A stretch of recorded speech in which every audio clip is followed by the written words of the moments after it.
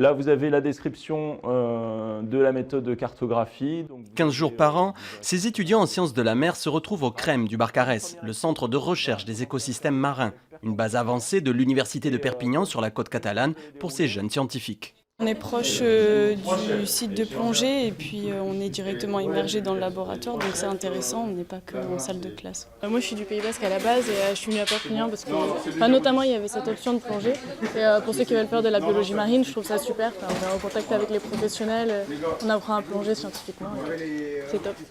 Ce module de plongée scientifique permet d'acquérir les bons gestes et réflexes tout au long du cursus.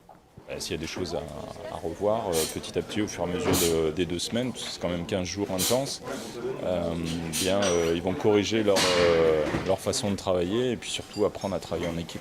Vérification du matériel et dernière mise au point avant de partir en mer. Donc la boussole, 90 degrés, Non, c'est l'Est. c'est l'Est. Ouais.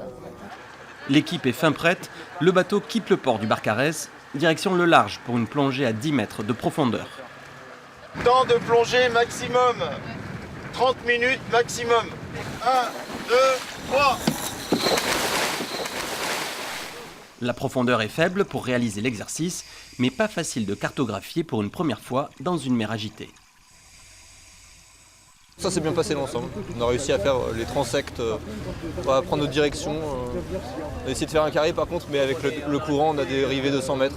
Là, on vient de plonger à 9 mètres et en fait, même à une si faible profondeur, on a vu des plastiques. Il faut savoir que la majorité des plastiques vont couler et se retrouver au fond et sédimenter en fait. Donc voilà, et ça peut avoir forcément un impact négatif sur la biodiversité.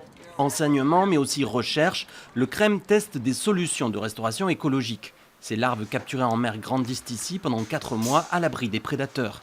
Les poissons sont ensuite relâchés pour favoriser le repeuplement des espèces. Le centre de recherche des écosystèmes marins du Barcarès, c'est aussi ça, un coup de pouce à la biodiversité.